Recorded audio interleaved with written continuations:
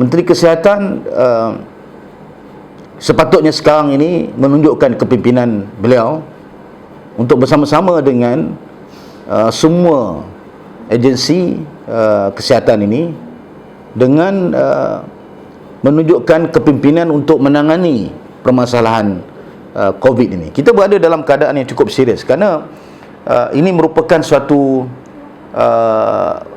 insiden ataupun satu krisis yang memerlukan ketumbukan kesemua kepimpinan, terutamanya menteri-menteri kabinet. Yang kita dengar, mereka hanyalah dipotong gaji 2 bulan, 2 bulan gaji. Saya setuju dengan pandangan bahawa menteri-menteri lain kita belum dengar lagi apa yang mereka lakukan. Saya ambil contoh misalnya bantuan kebajikan masyarakat di bawah Menteri Kebajikan, di bawah Menteri Wanita dan Kebajikan, masih lagi bergelut dengan permasalahan untuk memastikan bantuan itu diberi pada waktu yang segera. Bisa juga dibangkitkan persoalan mengenai security, food security.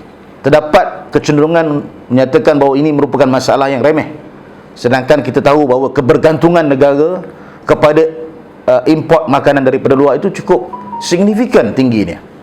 Dan kalau kita berhadapan dengan total lockdown di negara-negara yang lain, dengan negara pengeluar seperti Vietnam, Thailand dan sebagainya, tentunya kita berhadapan dengan krisis makanan. Jadi ini merupakan perkara-perkara yang saya lihat seolah-olah kerajaan PN ini tidak menunjukkan keprihatinan yang bersungguh-sungguh untuk memastikan negara ini dijaga dengan baik dalam keadaan krisis ini. Sebab itulah Majlis Setiausaha Pakatan Harapan baru-baru ini mengeluarkan kenyataan yang tegas, meminta supaya Perdana Menteri sendiri memimpin satu bilik perang, war room, untuk dilihat beliau sendiri menunjukkan kepimpinan untuk memastikan agar hal-hal yang berkaitan dengan pengurusan negara berhadapan dengan pandemik COVID-19 ini dapat ditangani dengan baik. Ini bukan sekadar bila timbul misalnya isu peniaga kecil dan sederhana yang kita bangkitkan, yang Datuk Seri Presiden Parti Datuk Seri Anwar Ibrahim bangkitkan secara bersungguh-sungguh. Kita bercakap tentang the entire value chain, maknanya keseluruhan rantaian ekonomi yang menuntut kepada komitmen ke semua menteri-menteri kabinet di bawah kerajaan yang baru ini. Dia tidak boleh maknanya hanya menteri pertahanan saja ke depan. Dia tidak boleh misalnya ketua pengarah Kementerian Kesihatan saja membuat kenyataan setiap hari. Ia mesti menunjukkan kepada masyarakat bahawa Perdana Menteri is in charge. Perdana Menteri itu memimpin negara berhadapan dengan permasalahan ini. Jadi saya harap rakyat boleh menilai perkara ini. Sekarang ni kita sedang pantau dua perkara yang penting, iaitu penyelarasan bantuan kebajikan di kesemua kawasan. Ahli Parlimen Pakatan Harapan telah pun bergerak seawal fasa pertama lagi, dan sekarang kita tengah tengok pemantauan bantuan JKM.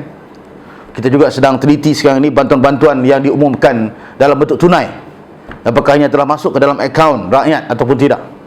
Ini perkara-perkara yang menuntut kepada kesegeraan, urgency, yang saya lihat terdapat kecenderungan di kalangan segelintir menteri-menteri PN ini mengambil sikap endah tak endah dan tidak bersungguh-sungguh.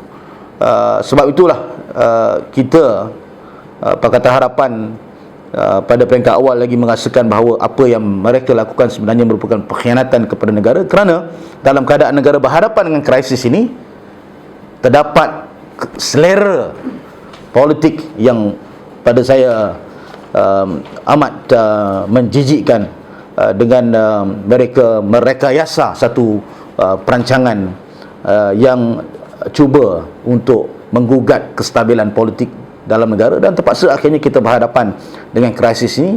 Dan kita tahu ini bukan mudah. Kita berhadapan kemelesetan ekonomi. Bank Dunia mengunjurkan pertumbuhan negatif.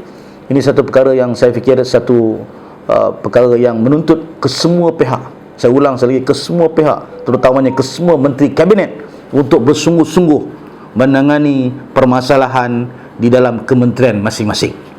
Dia tidak boleh masing-masing buat kerja tanpa ada keseragaman dan juga apa dipanggil perancangan yang teliti dan tersusun.